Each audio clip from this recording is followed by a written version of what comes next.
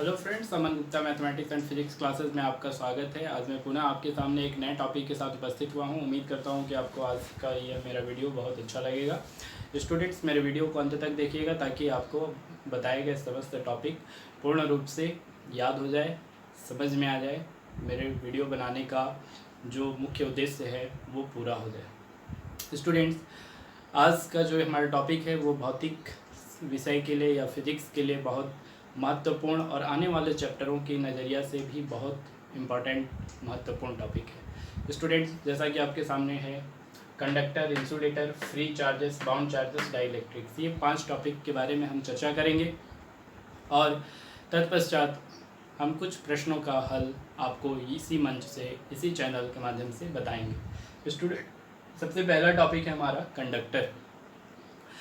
Students, conductor को हिंदी में चालक कहते हैं और चालक वे पदार्थ होते हैं जिनमें से होकर विद्युत धारा प्रवाहित होती है। अर्थात स्टूडेंट, हम कह सकते हैं कि कंडक्टर वे पदार्थ होते हैं जो बाह्य विद्युत क्षेत्र या एक्सटर्नल इलेक्ट्रिक फील्ड अप्लाई करने पर अपने में से विद्युत धारा को प्रवाहित होने देती हैं।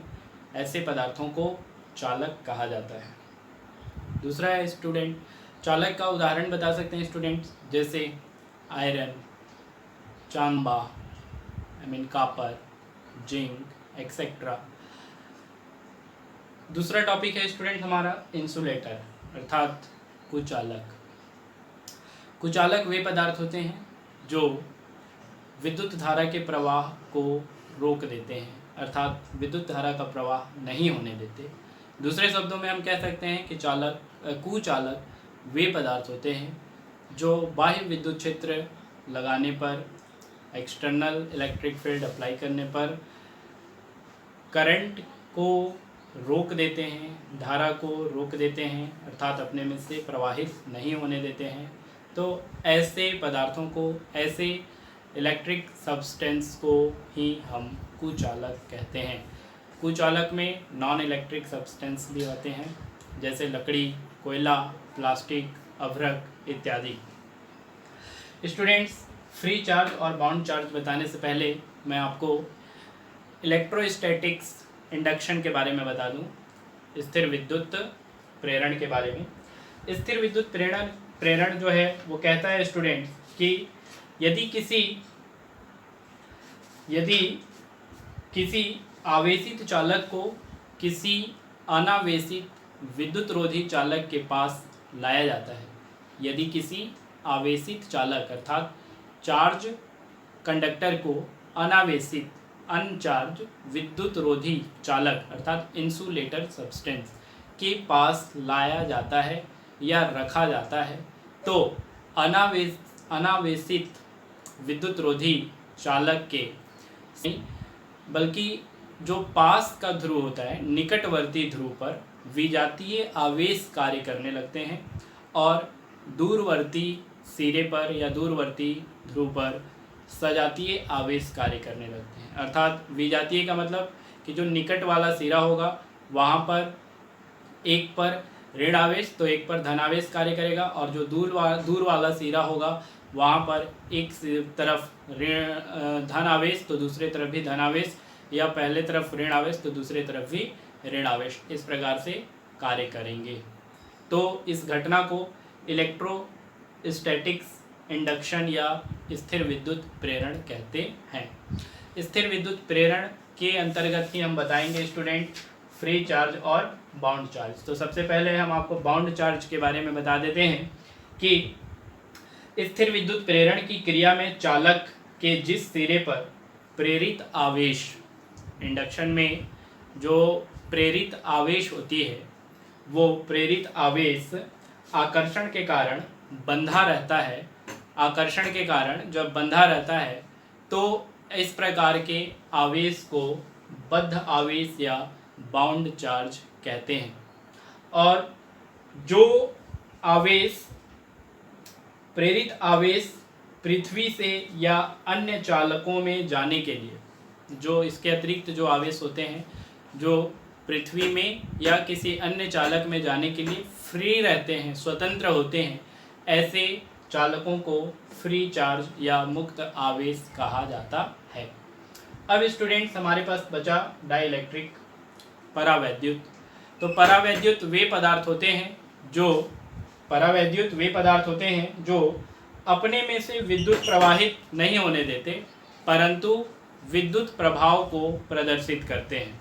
अपने में से विद्युत का प्रवाह नहीं करते हैं, लेकिन विद्युत प्रभाव का प्रदर्शन करते हैं। इसका मुख्य कारण है कि परावैद्युत में मुक्त इलेक्ट्रॉनों की कमी होती है।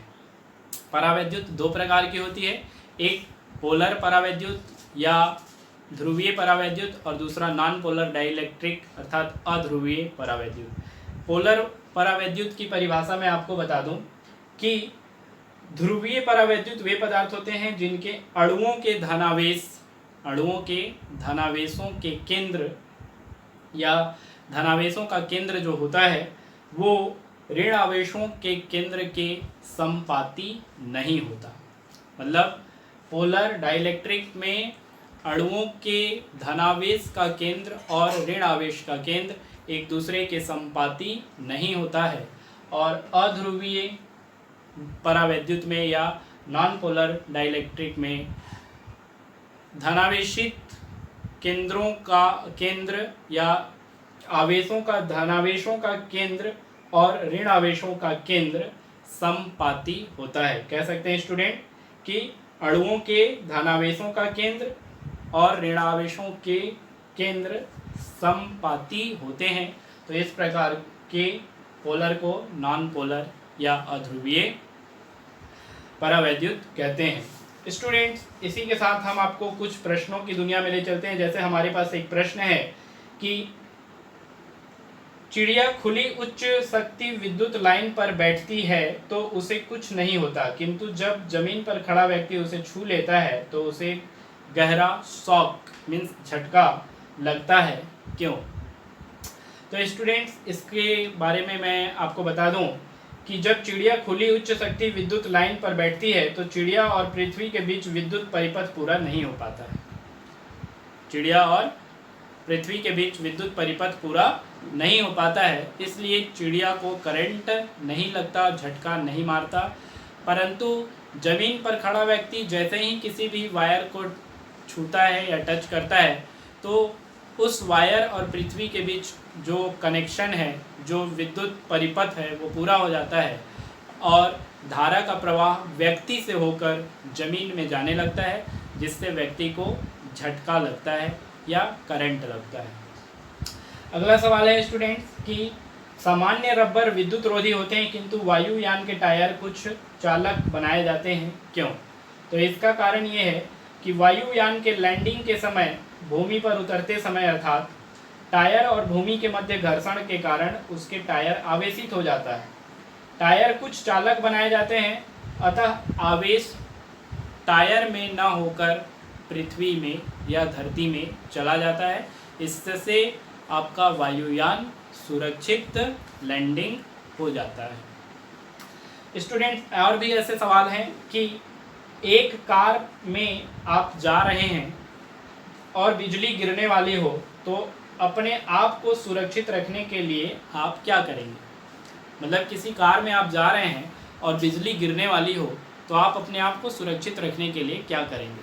तो इसका सिंपल सा एग्जाम्पल है उत्तर होगा स्टूडेंट कि आप अपने आप को उसी कार में बैठे रहिए और बल्कि हो सके तो कार के सारे दरवाजे कांच को बंद कर लीजिए, ताकि अगर बिजली कार के ऊपर भी गिरे तो कार के ऊपरी सतह से होते हुए, टायर से होते हुए बिजली पृथ्वी में प्रवेश कर जाएगी और आप अपने आप को सही सलामत सुरक्षित रख पाएंगे। स्टूडेंट, ऐसे ही बहुत सारे उदाहरण आपको मिलेंगे स्थिर विद्युत में जो काफ़ी इम्पोर्टेंट हैं और परीक्षा के दृष्टि से बहुत ही ज़्यादा महत्वपूर्ण है। आप मेरे वीडियो को इसी प्रकार से देखते रहिए। अगर मेरा वीडियो आपको अच्छा लगता है तो आप मेरे चैनल को सब्सक्राइब करें, वीडियो को शेयर करें ताकि सभी ज़रूरतमंद विद्यार्थियों तक यह वीडियो पहुंच सके।